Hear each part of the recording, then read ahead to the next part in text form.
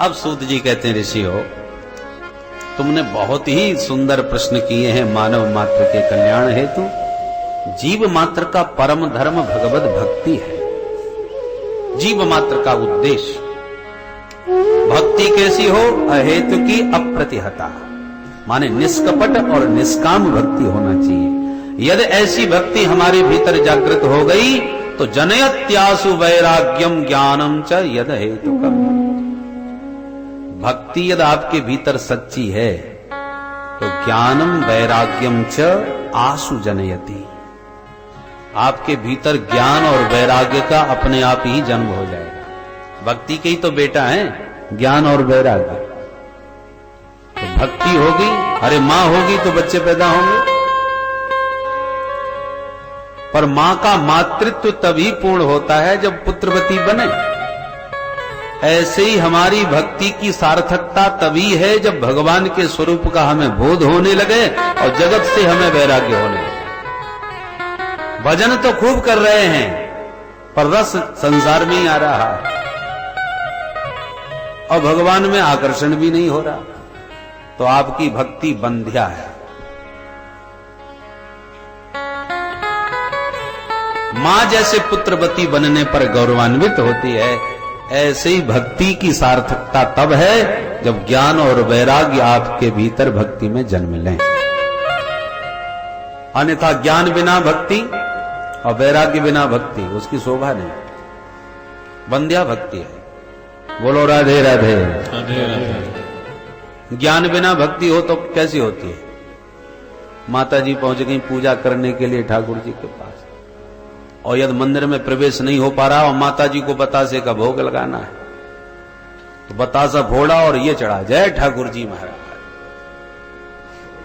और अंदर तक कहीं प्रवेश मिल गया तो पता चला बतासा या रबड़ी जो भी भोग लगाना ठाकुर जी के मुंह में भर दी।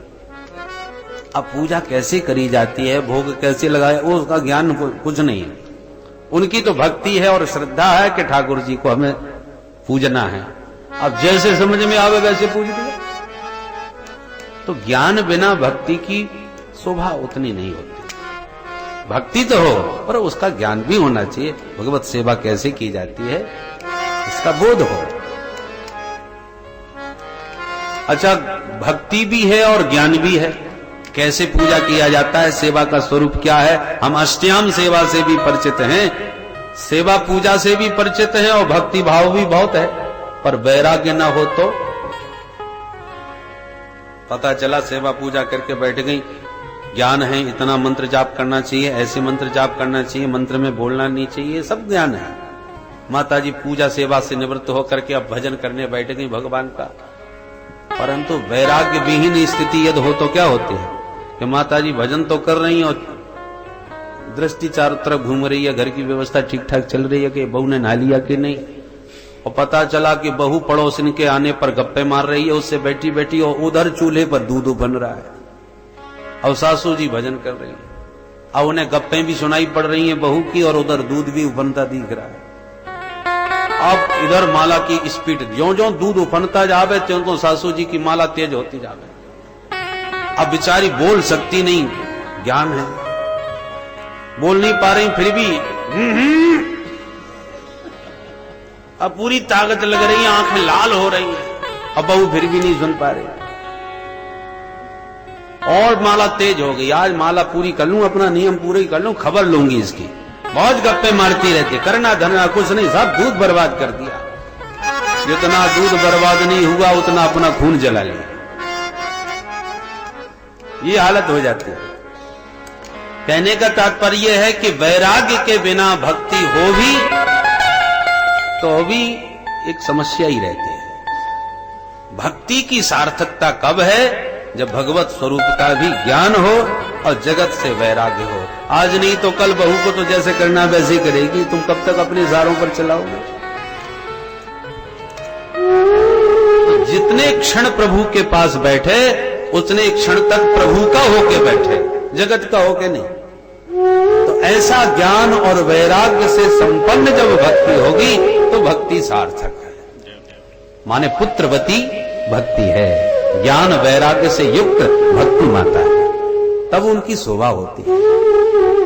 तो जनयत्यासु वैराग्यम ज्ञानम च यद हेतुकम्। जितने भी धर्मानुष्ठान किए जाते हैं वो केवल भगवत भक्ति के लिए होते हैं। आपने पुरस्चरण बहुत किए, तमाम अनुष्ठान कर डाले, पर भगवान की कथा में रुचि नहीं आती, भगवान की लीलाओं में आनंद नहीं आता, तो हमारे सूत जी महाराज स्पष्ट कहते हैं श्रम एव ही केवलम। पूरा परिश्रम कर रहे हो, अभी आपको भक्ति की सार्थकता प्राप्त नहीं हुई, वास्तविक भक्ति आपको नहीं मिली। जैसे पतिव्रता पति की सेवा तो करे, अब पत्नी है सेवा तो करनी चाहिए, परंतु पति की रुचि समझ में ना आवे, तो पति की रुचि न समझती हुई और पति कुछ कहे कुछ चाहे और पत्नी कुछ और करे, उल्टा सीधा व्यवहार करे, तो इसका मतलब वो पति के रुख को ठीक से समझी नहीं। और सच्चा यदि प्रेम है तो उस प्रेम में ये चमत्कार होता है, जिससे सच्चा प्रेम यदि आप करेंगे तो उसको कहने की भी आवश्यकता नहीं पड़ेगी, आप उसके रुख को देखते ही उसकी रुचि समझ लेंगे कि इस समय ये क्या चाहते हैं। तो सच्चे प्रेम का ये चमत्कार है कि मन की बात भी जान ले। सेवा भक्ति में तो वो शक्ति होती है। श्री नाभा गोस्वामी जी महाराज, गोस्वामी तुलसीदास जी महाराज के समकालीन संत नाभा जी, जब 5 वर्ष के बच्चे थे अंधे पैदा हुए थे, अकाल पड़ गया, भोजन के लाले पड़ गए, तो माँ बाप ने सोचा कि अंधे को कहां लिए फिरेंगे, तो जंगल में ही उस बच्चे को छोड़ दिया और माता पिता चले गए। बच्चा जंगल में पड़ा रहा, अंधा तो था, जाए कहां। इतने में श्री स्वामी अग्रदास जी महाराज निकल पड़े जंगल से। ये रामानंद संप्रदाय के संत थे।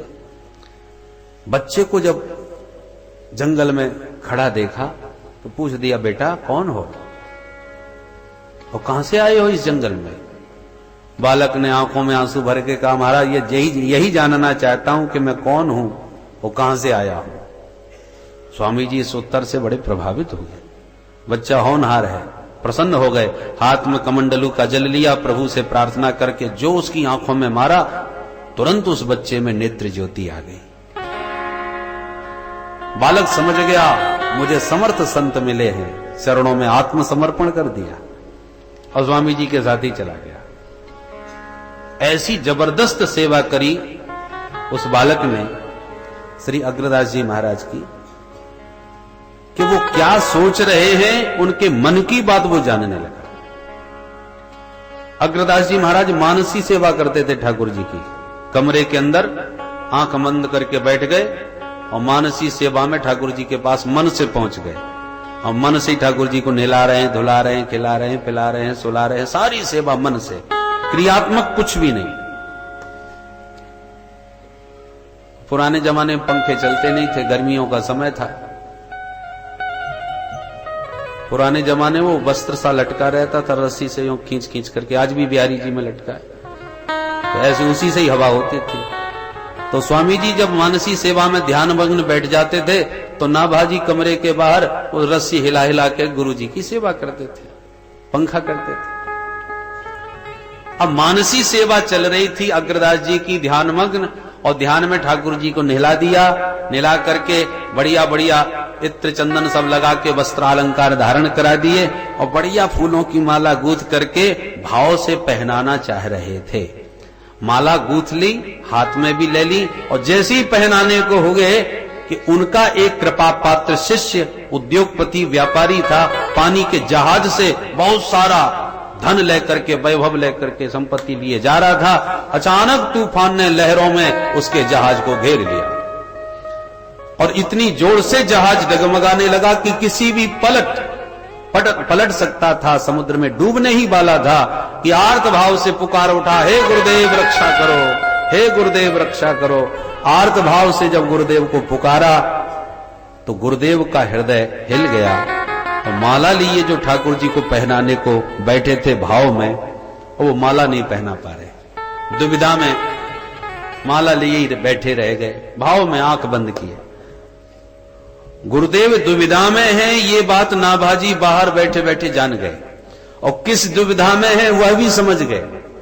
तुरंत प्रभु से प्रार्थना करी नाभाजी ने, हे प्रभु, गुरुदेव की इस पंखा सेवा से जो भी मुझे फल प्राप्त हो रहा है, सुकृत पुण्य प्राप्त हो रहा है, वो पुण्य मैं अपने गुरुदेव, अपने गुरु भाई को प्रदान करता हूं।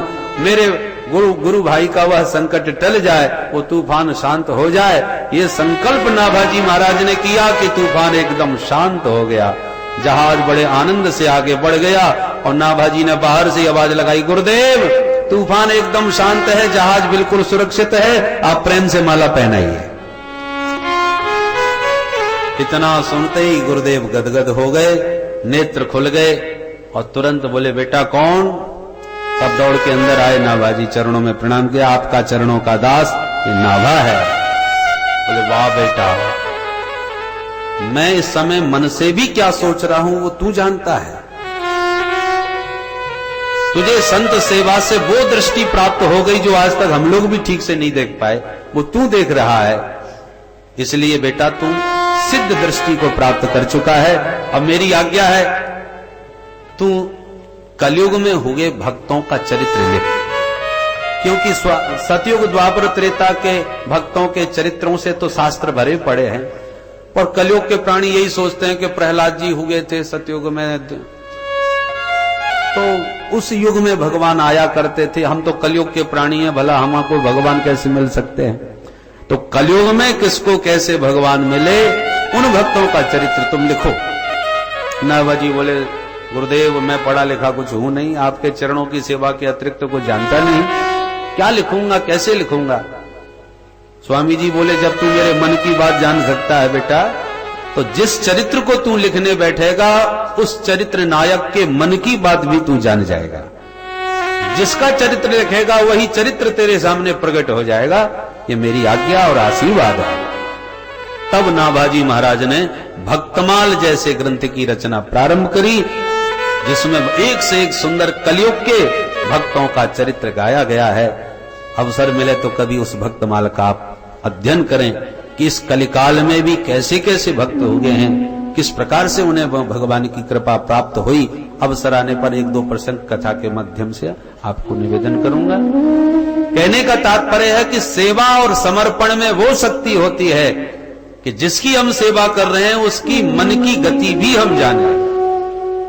उसी प्रकार जब भगवत सेवा करोगे और सच्चे मन से भक्ति भाव से करोगे तो इसमें बिल्कुल भी संदेह नहीं कि जगत से विरक्ति और गोविंद में अनुरक्ति अपने आप ही हो जाए। और भक्ति सच्ची होना चाहिए, दिखावटी नहीं। भक्ति में दर्शन की उत्कंठा हो, प्रदर्शन न हो। तो जनयत्यासु वैराग्यम, तो निश्चित रूप से जगत से वैराग्य होगा और भगवान से अनुराग होगा। मेरे तो गिरधर गोपाल दूसरों न को। गिरधर गोपाल जब मेरा लगने लगे तो दूसरा अपने आप ही दूर हो जाएगा। ये भक्ति का चमत्कार है, भक्ति के पुत्र है ज्ञान और वैराग्य। मानव जीवन का उद्देश्य ही भगवान से अनुराग करना है। जीवन का लक्ष्य क्या है? तत्व को जानना। सूत जी स्पष्ट कहते हैं, बहुत काम कर लेना जीवन की सार्थकता नहीं है। एक गधा जिंदगी भर कितनी मेहनत करता है मालिक के लिए, कितना कितना बोझा ढोता है, और बोलो मालिक ने कभी धन्यवाद दिया है? वाह बेटा, तूने मेरे लिए इतना समर्पण किया, अपना जीवन मुझे झोंक दिया। किसी गधे को कोई धन्यवाद नहीं मिला। जब मिला तो दो डंडे ही मालिक के खाने को मिले, और काम का नहीं रहा तो धक्का मार के और भगा दिया। उस समर्पण और उस मेहनत का क्या फल मिला? इसलिए बहुत कर्म कर लेना जीवन की कुशलता नहीं है। कर्तव्य पालन करना चाहिए, पर कर्तव्य पालन में ही पूरा जीवन समर्पित कर देना यह बुद्धिमानी नहीं। परम लक्ष्य को मत भूलो। परम लक्ष्य क्या है? भगवत प्राप्ति, उस तत्व को प्राप्त करना, समझना। सौनक जी बोले, ये तत्व क्या चीज है? तत्व की परिभाषा क्या है? तत्व की परिभाषा देते हैं। वदन्ति तत्तत्त्वविदः तत्त्वं यद् ज्ञानमद्वयम् ब्रह्मेति परमात्मेति भगवानिति शब्दते। वदन्ति तत्तत्त्वविदः तत्त्वं यद् ज्ञानमद्वयम्। सूत जी कहते ऋषियों, तत्व ज्ञानी एक तत्व को ही विविध नामों से जानते हैं। एकम सद्विप्राह बहुधा वदन्ति। तत्व एक ही है, पर ज्ञानियों से पूछा जाए तो ज्ञानी उस तत्व को कहेंगे कि ये ब्रह्म है। योगियों से पूछा जाए तो वो उसी तत्व को परमात्मा कहेंगे। भक्तों से पूछा जाए तो वो उसी तत्व को भगवान कहेंगे। ब्रह्मेति परमात्मेति भगवान इति शब्दते, ये शब्द संज्ञा है, तत्व वही एक है। तो प्रश्न उठता है, ब्रह्म में, परमात्मा में और भगवान में भी भेद है क्या? बोले हाँ, बहुत भेद है। क्या भेद है भाई? प्राय हम लोग ब्रह्म कहें चाहे परमात्मा कहें चाहे भगवान कहें, एक ही बात समझते हैं। बोले एक ही नहीं है, भेद है उसमें। भेद क्या है?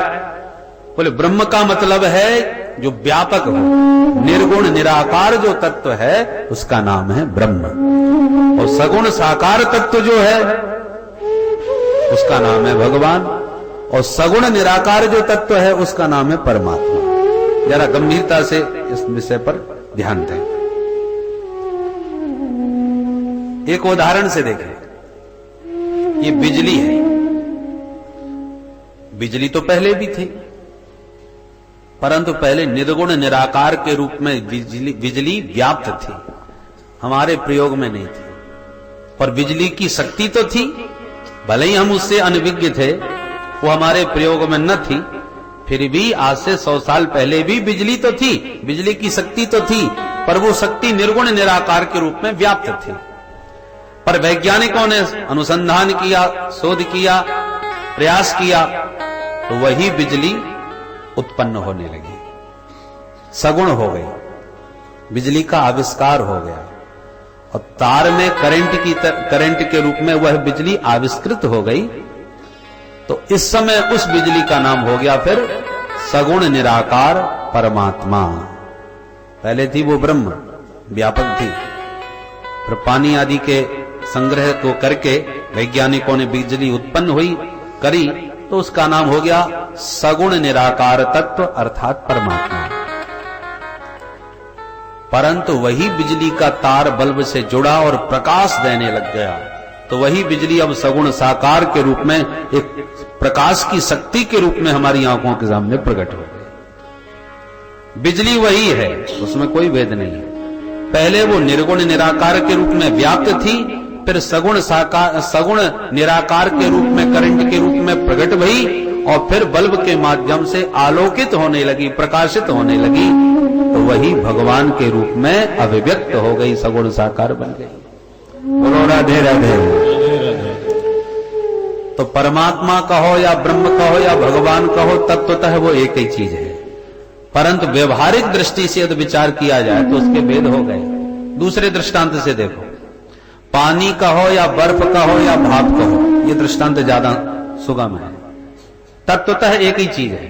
पानी कोई बर्फ में रख दिया, वो फ्रिज में रख दिया, वो बर्फ बन गया, तो उसी पानी का नाम हो गया बर्फ।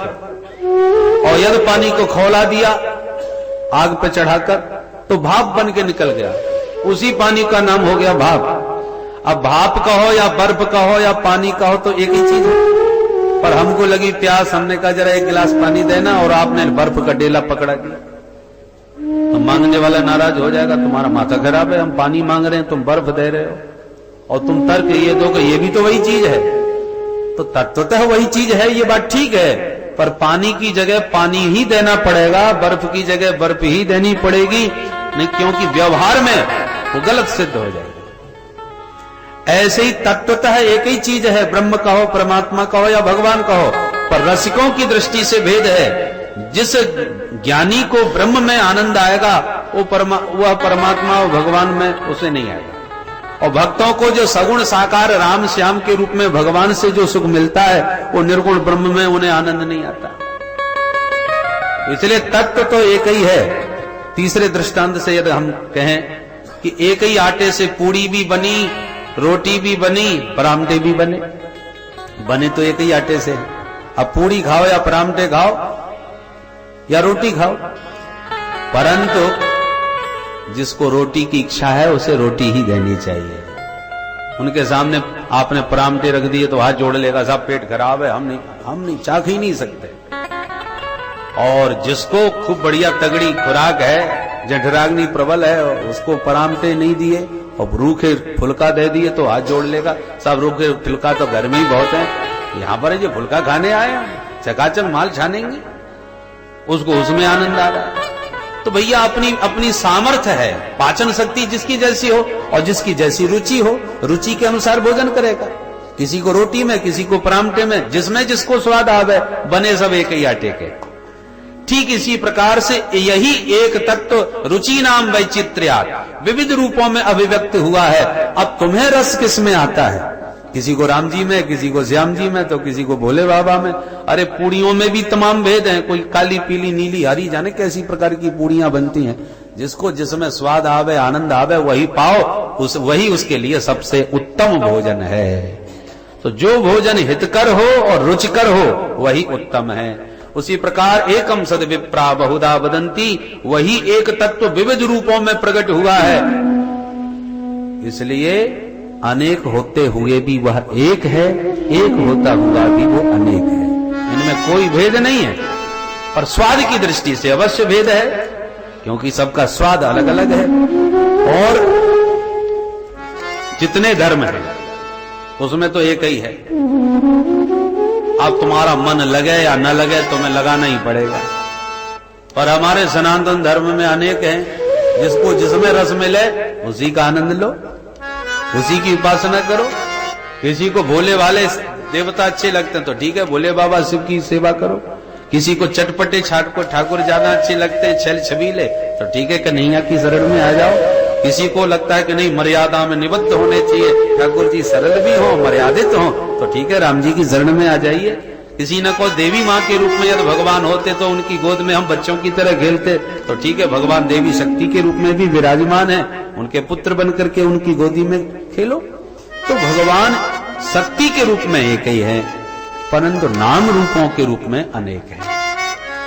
और उस तत्व को जाने बिना, समझे बिना जीव का जीवन सार्थक नहीं हो सकता। समझने से क्या होगा? बोले भिद्यते हृदय ग्रंथि छिद्यन्ते सर्व संशया क्षीयन्ते चास्य कर्माणि दृष्ट एवात्मनीश्वरे। उस तत्व को जानते ही तुम्हारे अज्ञान की सारी ग्रंथियां खुल जाएंगी, बुद्धि के सारे संशय भ्रम समाप्त हो जाएंगे और समस्त कर्म बंधनों में से आप हमेशा के लिए विनिर्मुक्त हो जाएंगे। जब तक उस तत्व को नहीं जाना तब तक ये जन्म मरण का बंधन छूटने वाला कदापि नहीं है। और उस तत्व का ज्ञान आपको इसी मानव शरीर से ही हो सकता है, अन्य किसी शरीर में संभव भी नहीं है। इसलिए मानव जीवन की महिमा है। मोक्ष के मार्ग में जो ताला लगा हुआ है, वो ताला मानव जीवन की ताली से ही खुलता है और कोई ताली उसमें फिट नहीं बैठती। इसलिए मनुष्य शरीर बड़े भाग्यमान उस तनु पावा। इसकी महिमा इसीलिए है कि मनुष्य शरीर मिल गया है साधन धाम मोक्ष कर द्वारा। एक अंधा एक भवन में घुस गया, अब भटकता फिर रहा था, निकलूं बाहर कैसे निकलूं। एक ने कहा अरे दीवाल का सहारा लगा लेकर के चल पड़, दरवाजा अपने आप तेरे पास आ जाएगा। बात ठीक थी, अंधा दीवाल का सहारा स्पर्श करता हुआ चल दिया, और जो दरवाजे के पास आया तो सिर में खुजली मची जोड़ के, तो खुजलाने लगा और चलता भी गया। 2 कदम में ही दरवाजा छूट गया। अब एक बार दरवाजा छूटा तो पूरे भवन का दोबारा चक्कर काटना पड़ा। दरवाजा एक ही है। ऐसे ही 84 लाख योनियों के चक्रव्यूह में मोक्ष का दरवाजा केवल मानव शरीर है। अब इस मानव शरीर में यदि इस जीवन में आपने तत्व ज्ञान प्राप्त नहीं किया तो दरवाजा छूट गया और 84 का पूरा चक्कर आपको फिर दोबारा काटना पड़ेगा। पुनरपि जननम पुनरपि मरणम पुनरपि जननी जठरे शयनम। इसलिए संत बार बार सावधान कर रहे हैं, तस्मात् जागृति जागृति, जाग जाओ, अभी समय है, अवसर है। ये दरवाजा तुमसे छूटा जा रहा है। और खुजली क्या है? विषयों का सुख। जन्म जन्मांतरों के अभ्यास से जो विषय जन्य सुख हैं उनके हम अभ्यासी हो गए हैं। तो जैसे कुकर सूकर की योनि में हम विषय भोग करते रहते हैं, वही विषय सुख इस मानव शरीर में ही भोगते रहे, परंतु जिस दरवाजे से निकलना था वो दरवाजा हमारा वो खुजलाने के चक्कर में छूट गया। अरे खुजली तो आगे पीछे भी आप खुजला सकते हो, दरवाजा आए तो सावधान हो जाओ कि निकलना है अब बाहर, चूक ना जाए। तो वही चूक हमसे बार बार होती है और बार बार जन्म मरण की भवाटिबी में भटक रहे हैं। इसलिए सावधान होकर के दरवाजे पर खड़े तो हैं, बाहर निकल जाए तो कुशलता और नहीं निकले तो फिर जैसे अन्य शरीर है वैसे मनुष्य शरीर में भी वो आपने वही सब काम किए, आहार निद्रा भय मैथुनंच, क्या विशेषता रही? आप भी सोते हो, जीव जंतु भी सोते हैं, आप भी खाते हो, वो भी खाते पीते हैं, आपको भी डर भय लगता है, उनको भी डर भय लगता है, आपका भी परिवार, उनके भी बाल बच्चे हैं। भेद क्या है मनुष्य में और जानवरों में? भेद केवल यही है कि मनुष्य जानता है कि जीवन का स्वरूप क्या है, कर्तव्य जीव का कर्तव्य क्या है, तत्व ज्ञान की योग्यता मनुष्य में है। इसलिए मानव जीवन की महिमा है और उसको हमने नहीं पाया तो जानवरों की तरह अपना जीवन गंवाया। इसलिए विद्यते हृदय ग्रंथि छिद्यन्ते सर्व संशय। अरे मनुष्य जीवन में भी आप विचार करके देखिए, कई लोग ऐसे भी हैं कि बुढ़ापा आ गया अभी तक यही विश्वास नहीं जमा पाए कि भगवान होते हैं कि नहीं। पहले तो विश्वास तो दृढ़ बने तब तो उपासना आगे बढ़े, विश्वास ही पक्का नहीं हो पाया। एक सज्जन तो ईश्वर का खंडन नहीं किया करते थे, मैं भगवान को नहीं मानता, लोगों की कपोल कल्पनाएं, झूठी सब बातें, मुझे तो कहीं कुछ नहीं अनुभव हुआ, ना कोई दिखा, इसलिए मैं कैसे मान लूं। एक मित्र ने उसकी जेब में हाथ डाला तो अचानक माला झोली निकल पड़ी। मित्र हैरान होके बोला, तू तो ईश्वर का हमेशा खंडन करता है, मैं भगवान को नहीं मानता, तो माला झोली तेरे जेब में कैसे पड़ी? तो हंस करके बोला, देखो भाई, मुझे विश्वास तो पूरा है कि भगवान हो नहीं सकते, पर कभी कभी सोचता हूं यदि भगवान हुए तो मैं ही उनका विरोध करता रहता हूं, दुनिया तो बहुत लोग मान रहे हैं उनको, तो कहीं जो मानने वाले हैं और सचमुच भगवान यदि हुए तो मेरी तो बड़ी दुर्गति कर देंगे। इसलिए अकेले में एक हाथ माला जप लेता हूं और कह भी देता हूं वैसे तो आप हो नहीं, और यदि आप हो तो देखो हम भी भजन कर रहे हैं महाराज, थोड़ी बहुत कृपा हम पे भी। ये हालत है हम लोगों के मन की, विश्वास नहीं। अच्छा एक बात बताओ, भगवान को मानने में क्या घाटा है और न मानने में क्या हानि है? दोनों पर विचार करो, तटस्थ भाव से विचार करो। यदि भगवान हैं और हम नहीं मानते तो क्या परिणाम होगा, और मानो भगवान नहीं है और हम मान रहे हैं तो क्या नुकसान है? दोनों पर यदि विचार करके देखें। भगवान नहीं है और आप माने बैठे हो तो नुकसान कुछ भी नहीं होने वाला। झूठे भी यदि माने, एक कल्पना कर लो कि भगवान नहीं है और आप मान रहे हो तो बुरा काम तो कुछ नहीं होगा। भगवान के डर से, दुराचरण से ही बचोगे, भगवान के भय से गलत काम नहीं करोगे, अच्छा ही अच्छा होगा, बुरा कुछ नहीं होने वाला। और भगवान है और आप नहीं मान रहे तो घाटा ही घाटा है। एक उदाहरण से समझ लो, एक गांव जंगल के बीच में था। अब गांव वालों ने हल्ला मचाया, अरे आजकल जंगल में शेर आ गया भैया, अकेले मत जाना कोई शहर, जब भी जाओ हथियार लेके और 2-4 लोग संग में ही जाओ। और कुछ गांव वाले बोले, अरे हर बार लोग यही हल्ला मचाते हैं, शेर आ गया, शेर आ गया। शेर कहां रखे भाई जंगलों में, अब कोई नहीं है, सब बकवास अफवाह है। अब दो बातें हो गई, आधे लोग कह रहे हैं गांव के कि शेर आ गया, होशियार रहो, आधे लोग कह रहे हैं सब बकवास, शेर नहीं है। तो बोलो शेर माना जाए या नहीं माना जाए? कुछ लोग बोले भाई शेर हो या ना हो, यदि है हम तो होशियारी से रहेंगे। बंदूक टांग करके 2-4 लोग मिल करके जाते हैं। अब शेर न भी मिला तो नुकसान तो कुछ भी नहीं हुआ, अपनी बंदूक लेके गए, अपने सुरक्षित गए, सुरक्षित आ गए, निश्चिंत होकर के गए, डर तो नहीं रहा। अब शेर सचमुच आ गया है और तुम उसे अफवाह मान रहे हो, सब बकवास, झूठी बात, हम मानते ही नहीं, और बिना हथियार के अकेले निकल पड़े क्योंकि हम मानते ही नहीं शेर को। और कहीं शेर निकल पड़ा मारा गया नास्तिक। तो नहीं मानता है उसी को पकड़ के खा जाएगा। तो शेर है और आप नहीं मानोगे तो मारे जाओगे, और आप शेर को मानते हो, भले ही शेर न भी रहा तो सावधान होकर के जाओगे और सुरक्षित रहोगे। उसी प्रकार ईश्वर है और आप मानते हो तो बहुत अच्छा, पर नहीं मानोगे और ईश्वर रहा तो दुर्गति हो जाएगी। परंतु मान करके चल रहे हो और ईश्वर न भी हुआ तो नुकसान होने वाला कुछ भी नहीं है। शुभ कर्मों में आपकी प्रवृत्ति होगी और आप दुष्कर्मों से बचोगे, हानि कुछ भी नहीं होने वाली। इसलिए ये दृढ़ विश्वास मन में स्थिर कर लेना चाहिए। भक्ति के 3 सोपान हैं, विश्वास, संबंध और समर्पण। पहले विश्वास दृढ़ हो, फिर ठाकुर जी से कोई संबंध जोड़ लो। ठाकुर जी तो हर संबंध न मानने को स्वीकार है। बेटा बना लो, बेटा बन जाए, पिता बना लो, पिता बन जाए, मित्र बनाओ, मित्र बन जाए, शत्रु बनाओ तो शत्रु भी बन जाए, जो चाहो सो बना लो।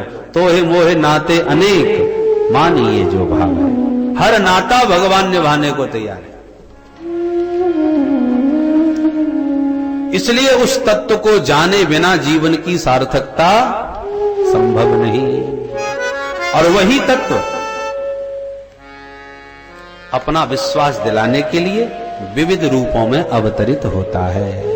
वे ही राम और श्याम बन के हमारे साथ खेलने और खाने भी आए। 7 वर्ष की उम्र में गोवर्धन उठाई दिए। ये सारी लीला करके भगवान दिखाना चाहते हैं कि मैं हूं। बोलो राधे राधे।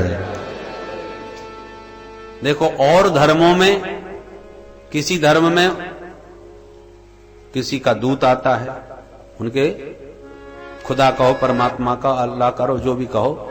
अन्य धर्मों में ईश्वर का पुत्र आता है या ईश्वर का दूत आता है। ईश्वर खुद नहीं आता, उनका भगवान स्वयं नहीं आएगा, या तो अपना बेटा भेजेगा या अपना सेवक भेजेगा।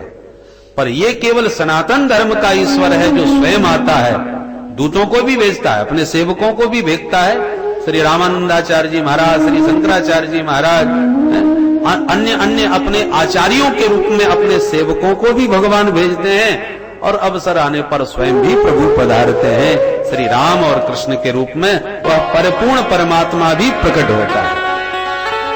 बाकी लोग अपने को खुदा को पुकारते ना, खुद आ। खुदा का मतलब खुद आ। तो आप स्वयं आइए, नौकर चाकर न भेजिए। पर वो खुद आता ही नहीं, वो भेजता ही रहता है।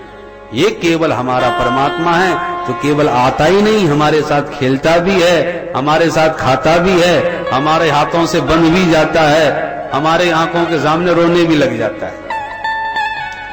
तो एक और तो शेष महेश गणेश दिनेश सुरेश हो जाए निरंतर ध्यावें, इतना दुर्लभ है वो तत्व। परंतु दुर्लभ ही, जो वस्तु बहुत ज्यादा दुर्लभ बन जाए ना, व्यक्ति उसके प्रति उदासीन हो जाता है। अरे हमको मिलने वाली तो है नहीं, तो फायदा क्या कल्पना करने से। तो जो वस्तु मिलने वाली ना हो, व्यक्ति उससे उदास हो जाता है। छोड़ो, चक्कर में क्यों पड़ो जब मिल ही नहीं सकते। तो पर भगवान कहते नहीं नहीं, हम साथ में आकाश के खुदा नहीं है, हम तो तुम्हारे पास आ भी सकते हैं, तुम्हारे साथ खेलेंगे भी, तुम्हारे साथ खाएंगे भी। इसलिए स्वयं अवतार लेते हैं। अवतार का अर्थ क्या है? अवतरणम, अपनी सत्ता से, अपनी भगवत्ता से जो नीचे उतर आवे, हमारे बीच में खेलने खाने लग जावे, उसका नाम है अवतार। जो भक्तों के बीच में आ जाए, अवतरणम। हम लोग कुएं में गिरे हुए हैं। संसार क्या है? भवकू। और परमात्मा संसार में उतरे हुए। एक सज्जन कुआं में गिर गए। अब गिरने के बाद रो रहे थे, भैया बचाओ बचाओ, निकालो मेरे को। चिल्ला रहा था।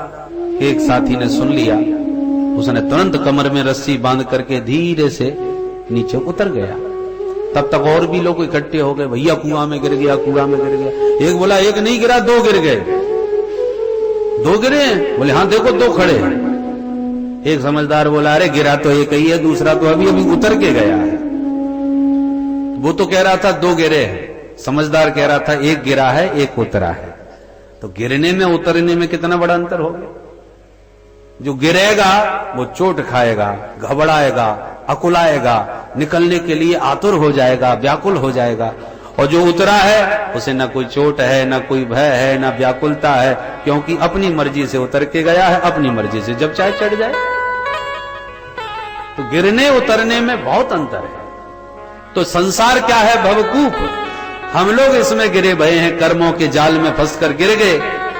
अब गिरने के बाद हम निकलने के लिए छटपटा रहे हैं, हे प्रभु उद्धार करो, कल्याण करो, उबारो, तारो। हम लोग पुकार रहे हैं। और जब जीव बहुत ज्यादा आतुर होकर पुकारता है प्रभु को, तो भगवान फिर उतर के आ जाते हैं। उसी का नाम है अवतार। इसी कुएं में ठाकुर जी फिर अपनी इच्छा से उतर आते हैं, और उतर के आते हैं, जीवों को गले से लगाते हैं और सबका कल्याण करके अपने साथ में इस कुएं से बाहर भी ले जाते हैं। अयोध्यावासिनः पूर्वम यथा रामेण संगता। तो जैसे ठाकुर जी उतर के अपने भक्तों को, जीवों को उबार ले जाते हैं, जैसे वो कुएं में गिरे हुए को उसका साथी हाथ पकड़ के बाहर ले, ऐसे राम जी के प्राकट्य पर गोस्वामी जी महाराज बोले, यह चरित जे गावहि हरि पद पावहि तेन परय भवकूपा। यह चरित गावहि हरि पद पावहि तेन परय भवकूपा। यह चरित जे गावहि हरि पद पावहि तेन परय भवकूपा।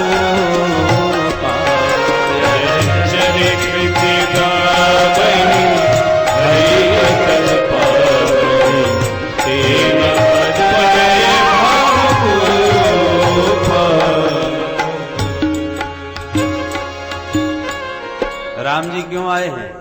गोस्वामी जी कहते हैं वो इसलिए आए हैं कि सुंदर सुंदर लीला करेंगे। उन लीलाओं से फायदा क्या मिलेगा? मैं निवेदन कर रहा था, रावण को मारने राम जी नहीं आए, तो काय के लिए आए? सुंदर सुंदर लीला करने आए हैं, ताकि उन चरित्रों का चिंतन करके, गान करके, वर्णन करके भक्तों का चित्त भगवान के चरित्रों में लगे, उनके चरणों में लगे। उससे फायदा क्या होगा? बोले जो उनके चरित्रों को गाएगा और सुनेगा, ते न परहि भवकूपा। फिर इस भवकूप में, इस कुएं में वो दोबारा नहीं गिरेगा। राम जी के पावन चरित्र उसके चित्त को अपनी ओर आकृष्ट करके इस कुएं से उन्हें उबार ले जाएंगे। ते न परहि भवकूपा। तो भवकूप में तो गिर गए हैं, आप चरित्रों का चिंतन करेंगे, राम जी के चरित्रों का ध्यान करेंगे, तो निश्चित इस कुएं से बाहर निकल जाएंगे। और ऐसे निकलेंगे कि दोबारा कभी गिरने का अवसर ही ना आवे। ते न परहि, वे दोबारा नहीं पड़ते वो गिर इस कुएं में। तो इस प्रकार से उसी एक तत्व के विविध रूपों में अवतार होते हैं। उनमें 24 अवतार प्रमुख रूप से श्री सूत जी महाराज ने गिनाए। भगवान के कलावतार, आवेशावतार, अवतार के कई भेद हैं, पर परिपूर्ण अवतार केवल श्री राम और श्याम का है। एते चांस कला पुंसः कृष्णस्तु भगवान स्वयं। सौनक जी बोले, महाराज एक बात और बताइए कि जो भागवत आप हमें वर्णन करके सुना रहे हो, इसकी रचना किसने करी? सूत जी बोले, द्वापर के अंत में श्री वेद व्यास जी महाराज हुए, और व्यास जी महाराज ने जीवों की, कलयुग की प्राणियों की दुर्गति जब देखी तो द्रवीभूत हो गए। ऐसे जीवों का कैसे कल्याण हो? संत त्रिकालज्ञ होते हैं, क्या होगा, क्या हो रहा है, क्या हो चुका, तीनों को प्रत्यक्ष देखते हैं। तो कलयुग के अति मंद प्राणियों का कल्याण करने के लिए व्यास जी महाराज ने एक वेद के पहले 4 विभाग कर दिए, ऋग, यजु, साम, अथर्व। फिर भी आत्म संतोष नहीं हुआ। पंचम वेद महाभारत की रचना करी, फिर भी संतुष्टि नहीं हुई। तब पुराणों की रचना करी, 17 पुराण लिख दिए, इतने पर भी शांति नहीं मिली। तब नारद जी महाराज प्रकट भये और बोले, व्यास जी महाराज पराशर नंदन, पाराशर्य महाभाग भवतः कच्चिदात्मना परितुष्यति शारीर आत्मा मानस बाबा। हे पराशर नंदन व्यास जी महाराज, आपका चित्त हमें अशांत दिखाई पड़ रहा है, उसका कारण बताऊं? बोले बताओ महाराज। बोले आपने ग्रंथ तो बहुत लिखे हैं, पर आपने अपनी योग्यता उसमें ज्यादा दिखाई है। अरे जब तक गोविंद के गुणानुवाद नहीं गाओगे व्यास जी, तब तक आपको शांति मिलने वाली नहीं है। मैं पूर्व में दासी पुत्र था, मुझ नारद को देखो, परंतु संतों के सत्संग से ऐसा संस्कार मेरा जगा कि मैं गोविंद के चरणों का दीवाना हो गया। उन्हीं का भजन करते करते शरीर छूटा तो ब्रह्मा का बेटा बन के इस जन्म में पैदा हुआ हूं, और गोविंद के गुणानुवाद जब गाने प्रारंभ कर दिए तो आज ये नारद जगत पूज्य हो गया। संसार में अव्याहत गति, देवता हो, मानव हो, दानव हो, राक्षस हो, सब जगह मेरी पूजा होती है। यह है प्रभु के नाम का प्रताप। इसलिए व्यास जी आप ही गोविंद के गुण गाओ, तब शांति मिलेगी। नारद जी तो कह के चल दिए। व्यास जी ने तुरंत सरस्वती में स्नान करा और अपनी व्यास गुफा में बैठ के भगवान का ध्यान किया। ध्यान करते ही भागवत की भागीरथी प्रवाहित होने लगे। गा उठे गोविंद के गुणानुवाद, व्यास जी गाने लगे और गणेश जी महाराज लिखने लगे, और देखते देखते 18,000 श्लोकों का ये पावन ग्रंथ प्रकट हो गया। बोल भागवत भगवान की जय। अब भागवत जैसे ग्रंथ का दर्शन करके व्यास जी बड़े आनंदित विचार करने लगे, ये किसे सुनाना चाहिए, किसे सुनाऊं, किसे पढ़ाऊं। याद आ गया अपना बेटा सुखदेव, पर वो तो न जाने जंगल में कहां बैठा होगा, कहां ढूंढने जाऊं उसे। तो व्यास जी ने अपने कुछ शिष्यों को भागवत के जगह जगह के श्लोक रटा दिए, 2-4। चेला जंगलों में उन श्लोकों को गुनगुनाते घूमने लगे। अब जहां सुखदेव जी समाधिस्थ बैठे थे, वहीं से गुनगुनाता हुआ एक चेला निकल पड़ा, और वो श्लोक सुखदेव जी के कान में पड़ गया जो गा रहा था चेला। कौन सा श्लोक? बरहा पीडम नटवर वपु कर्णयो कर्णिकारं बिभ्रदवासः कनककपिशं वैजयन्तीं च माला रन्ध्राण वेणोरधर सुधया पूरयन् गोपवृन्दैः वृन्दारण्यं स्वपदरमणं प्राविशद गीतकीर्ति।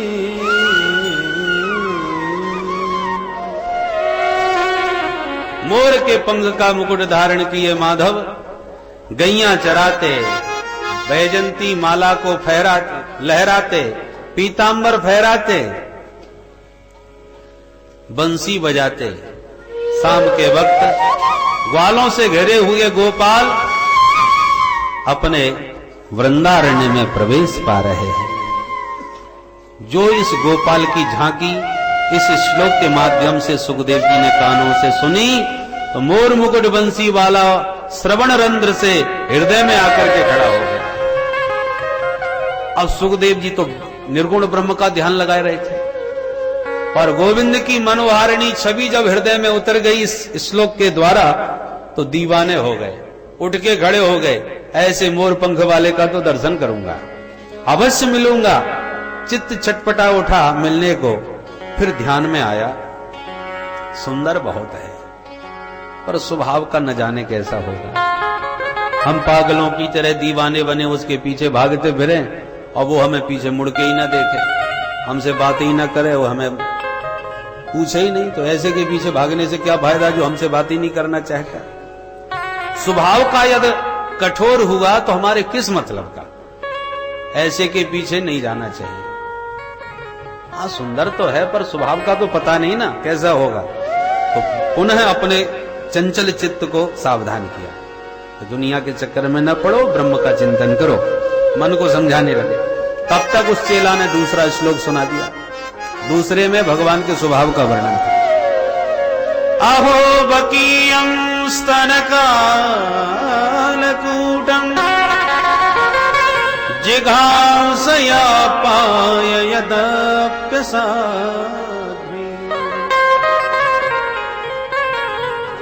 लेभे गतिं धातृचितां ततोऽन्यम्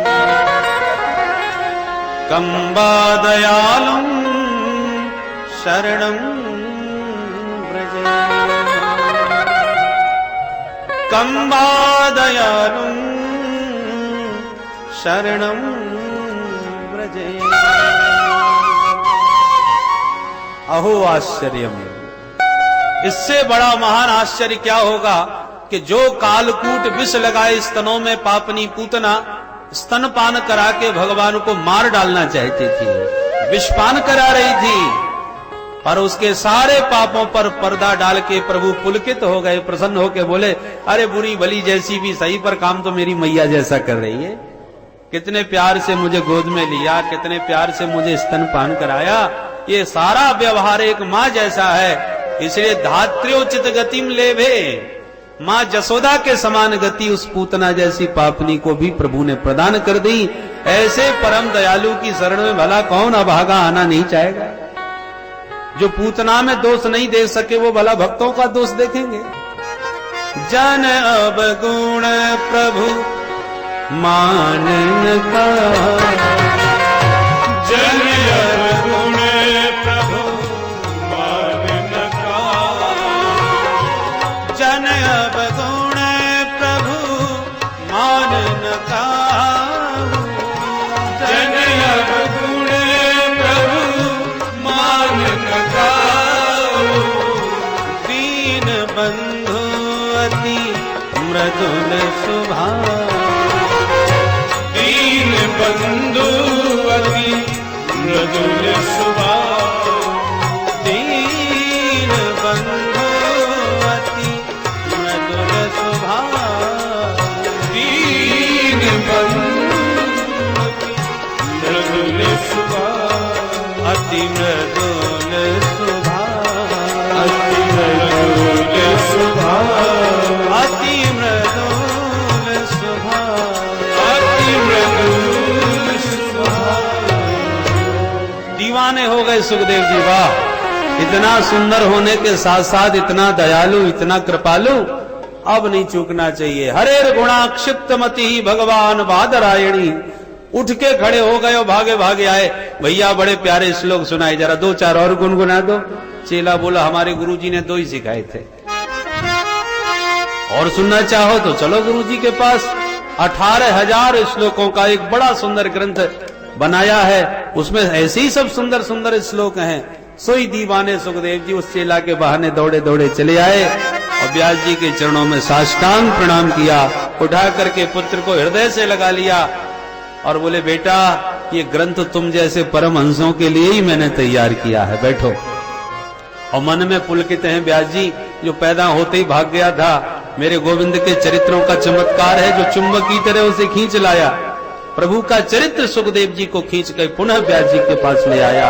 अध्यगान महदाख्यानम, तब अपने प्रिय पुत्र को व्यास जी महाराज ने सांगोपांग संपूर्ण भागवत संहिता का श्रवण कराया।